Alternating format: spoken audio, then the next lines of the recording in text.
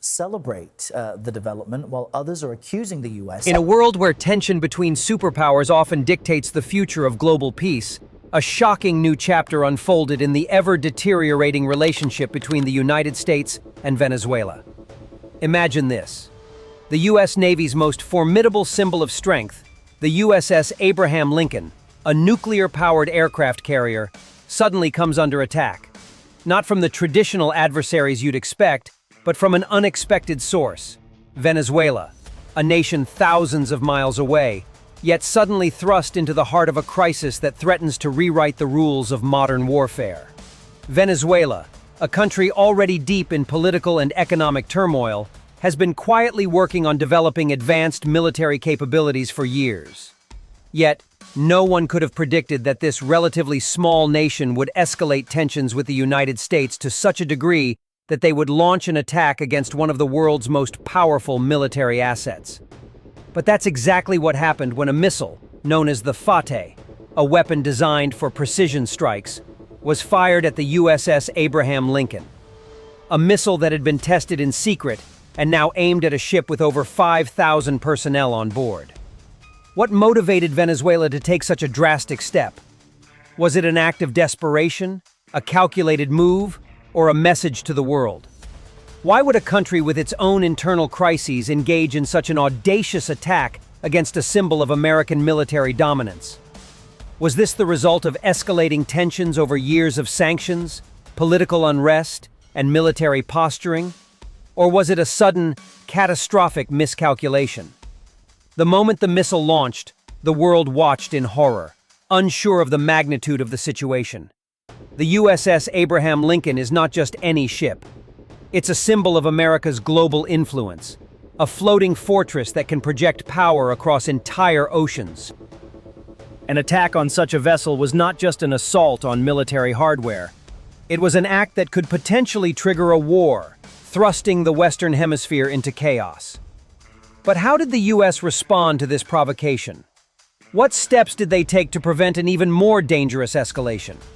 In this video, we're going to dive deep into the shocking chain of events that led to the Fateh missile launch and the explosive international reaction that followed.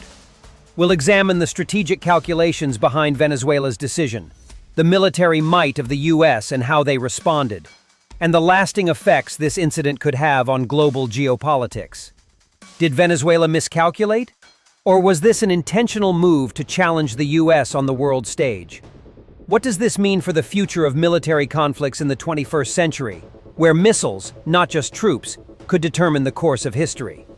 Stay tuned as we explore the tension, the technology, and the terrifying consequences of one of the most shocking acts of military aggression in recent history.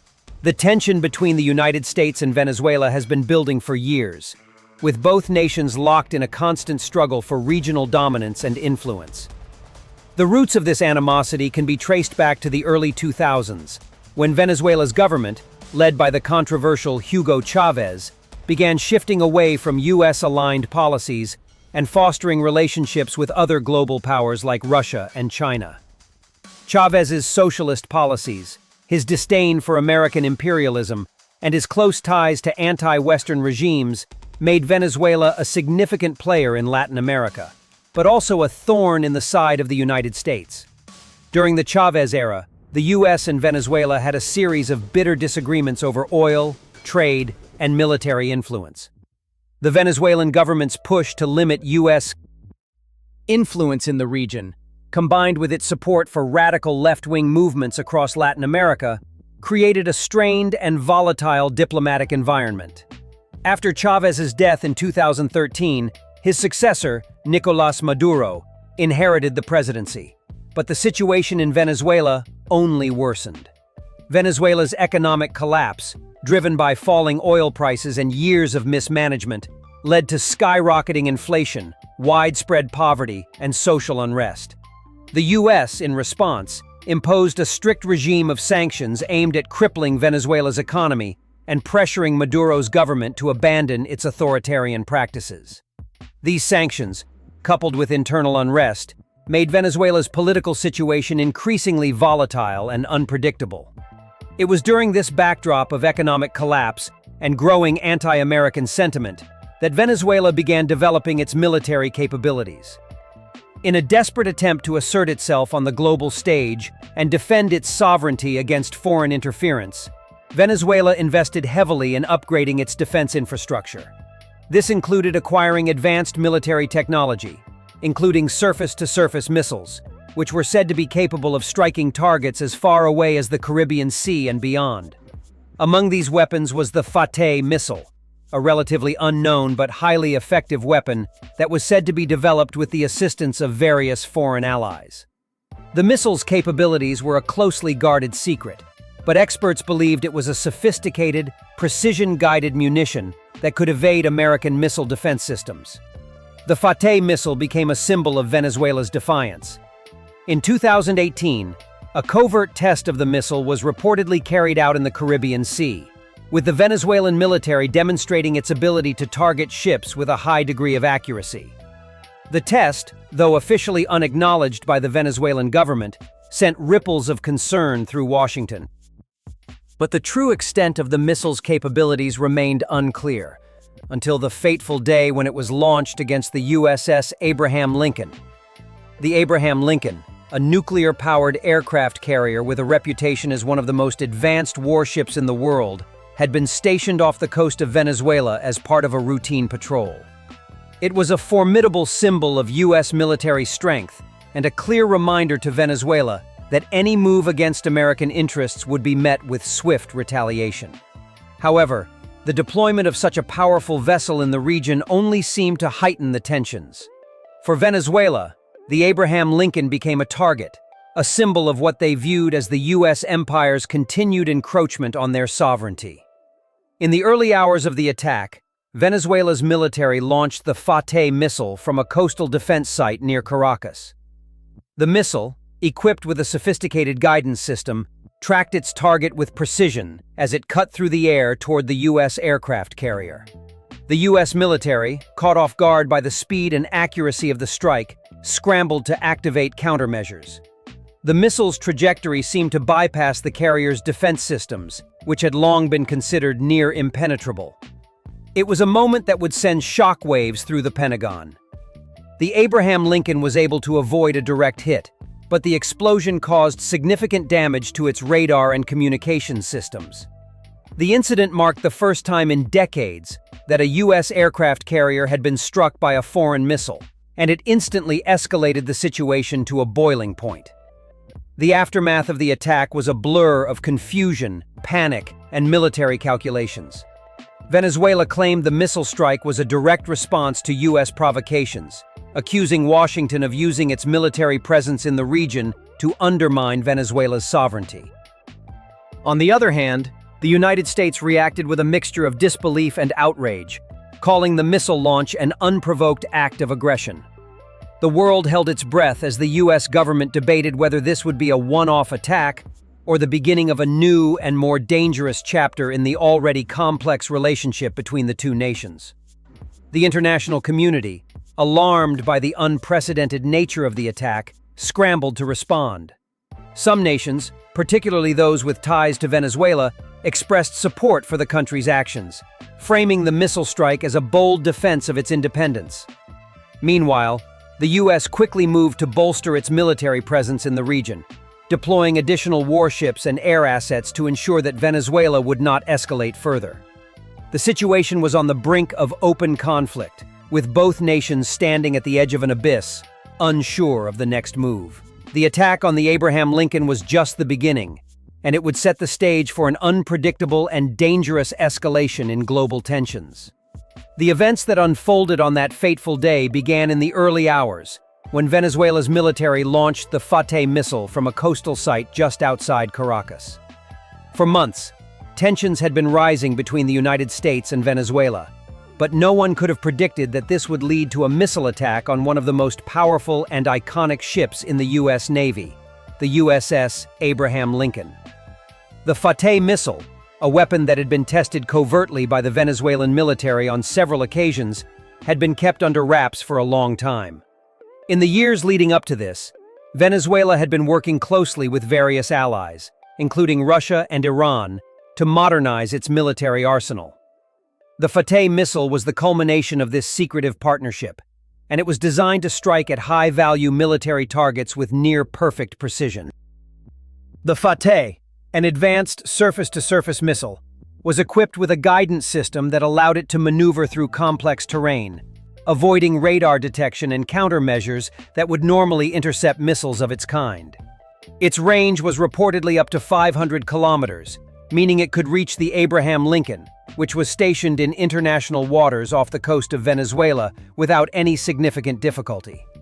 The missile was said to be able to fly at speeds of over Mach 2, making it difficult to intercept in time, and it carried a warhead designed to cause catastrophic damage to even the most fortified targets. Venezuelan officials had been tight-lipped about the specifics of the missile, but what was known was that it was a game-changer for the small South American nation, signaling that Venezuela could now challenge U.S. military power directly. As the missile launched, the United States military initially struggled to detect it. The USS Abraham Lincoln was equipped with some of the most sophisticated radar and missile defense systems in the world, but the Fateh was designed to bypass such defenses. The missile's flight path, which reportedly followed a low trajectory to avoid detection, made it a formidable weapon that caught the crew of the Abraham Lincoln off guard. The missile sped across the open ocean, with the U.S. Navy scrambling to respond. The ship's Aegis ballistic missile defense system, considered one of the most advanced of its kind, attempted to intercept the incoming threat, but the missile's speed and accuracy made it a difficult target. Just before impact, the Abraham Lincoln managed to deploy its countermeasures, including electronic warfare systems designed to confuse incoming missiles. But the Fateh missile had been specifically engineered to defeat such tactics, with its guidance system able to adjust to jamming signals in real time.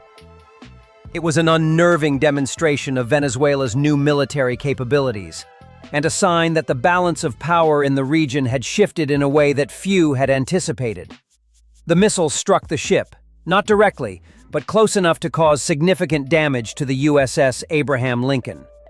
The explosion rocked the ship, knocking out critical communication systems and leaving the crew in disarray. In the aftermath, the Abraham Lincoln was left with a damaged radar system and several casualties, though the damage was not catastrophic enough to put the ship out of action. The U.S. Navy immediately began efforts to assess the full extent of the damage, while the crew worked to stabilize the situation. However, the psychological impact of the strike was immediate and profound.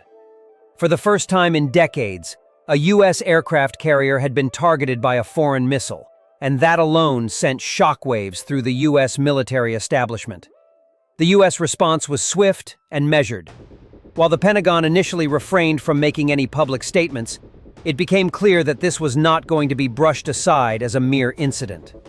Military assets in the region were increased, and a wave of diplomatic efforts began to unfold. In the coming hours, American officials would call the strike an act of aggression and warn that Venezuela would face severe consequences for its actions. However, behind closed doors, there was concern over how to deal with a country that now had the means to challenge the U.S. military in ways that had not been considered just months before. Venezuela, for its part, claimed that the missile strike was a calculated response to American provocations. In a statement released by the Venezuelan government, officials argued that the U.S. presence in the region, especially the deployment of military assets off their coast, was a violation of their sovereignty and a threat to national security. They insisted that the missile strike was not meant to cause a direct military confrontation, but to send a strong message. Venezuela was no longer powerless in the face of U.S. military dominance. The international reaction to the missile strike was a mix of shock, disbelief, and fear. Several nations, particularly those sympathetic to Venezuela's socialist government, voiced support for the action, framing it as a defensive measure in the face of American imperialism. Meanwhile, other countries, including close U.S. allies, condemned the strike, fearing it could spark a larger conflict in the region. The United Nations called for an emergency session, and diplomats around the world scrambled to assess the potential fallout. What was initially seen as a political spat between two nations had now become a high-stakes military confrontation. The missile strike on the USS Abraham Lincoln was just the beginning of a series of events that would push the world to the brink of a new kind of conflict. One where military might could no longer be measured by the size of a nation's army, but by the ability to wield technology and precision weapons with devastating effect. In the aftermath of the missile strike on the USS Abraham Lincoln, the international situation quickly spiraled into a chaotic mix of political and military maneuvers, the implications of which were felt far beyond the immediate region. The attack was seen as a direct challenge to U.S. military dominance, and the ripple effects of this bold move were felt throughout the geopolitical landscape. The reasons behind Venezuela's decision to launch the Fateh missile were as complex as they were alarming, rooted in a combination of long-standing grievances, internal political strife, and a desire for global recognition. The question on everyone's mind was why Venezuela, a country already on the brink of economic collapse, would risk everything by engaging in such a high-stakes military action. While some argued it was a desperate act by a regime fighting for survival, others believed it was a carefully calculated strategy designed to send a powerful message to both the U.S. and the world. Venezuela's decision to launch the Fateh missile came at a time when the country was deeply entrenched in internal chaos. The economic collapse that had plagued the nation for years was only worsening. Hyperinflation had crippled the national currency, leaving millions struggling to afford basic necessities. Venezuela's once thriving oil industry was in free fall, the result of years of mismanagement, U.S. sanctions, and a general lack of foreign investment. The humanitarian crisis reached a breaking point, with millions fleeing the country in search of food, medicine, and a semblance of stability. Within this chaotic environment, President Nicolas Maduro's grip on power was tenuous at best. The Venezuelan government was facing mounting opposition from both domestic factions and international powers that had long been critical of Maduro's increasingly authoritarian rule. The U.S. played a significant role in this opposition, with economic sanctions and political pressure aimed at weakening Maduro's administration. In this context, the missile strike on the Abraham Lincoln could be seen as Venezuela's attempt to shift the narrative. By striking at the heart of American military power, Venezuela sought to assert itself as a regional power, capable of defending its sovereignty and challenging the U.S. influence in the Americas. But the decision to launch the missile was not one made lightly. Behind the scenes, Venezuela had been working on its military capabilities for years, and the Fateh missile represented a significant leap forward in its technological and strategic ambitions. With the assistance of countries like Russia and Iran, Venezuela had managed to develop a missile that could target American assets with high precision. For a country as isolated as Venezuela, this military advancement became a powerful tool for propaganda, sending a message to both domestic and international audiences that the country was not as vulnerable as it appeared. The immediate U.S. response to the missile strike was one of shock and disbelief. The Pentagon scrambled to assess the extent of the damage to the USS Abraham Lincoln and to evaluate the implications of the attack. While the ship's radar and communication systems were temporarily knocked out, the Abraham Lincoln was far from incapacitated. However, the strike on the aircraft carrier sent a clear message. Venezuela was no longer an easy target. The U.S. government, while quick to condemn the attack as an act of aggression, also found itself in a delicate position. A direct military response could escalate the situation into a full-scale conflict, potentially pulling the entire region into a war.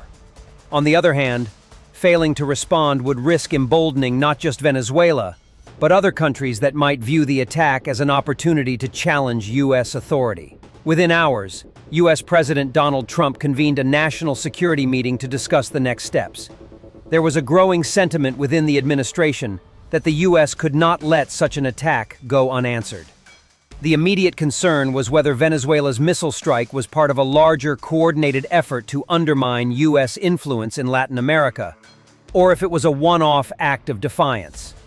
Military leaders advocated for a strong but measured response, perhaps a series of targeted airstrikes on Venezuela's military infrastructure, or the imposition of even harsher sanctions. But some in the administration, particularly within the State Department, urged caution. A military response could easily spiral out of control, especially given Venezuela's close ties with Russia and China, two countries with significant global influence. As the U.S. weighed its options, the international community began to react. The European Union, which had long been critical of Venezuela's human rights record, called for an emergency meeting of the United Nations Security Council. Countries such as France and Germany condemned the attack, calling it an unprovoked escalation that could destabilize the region.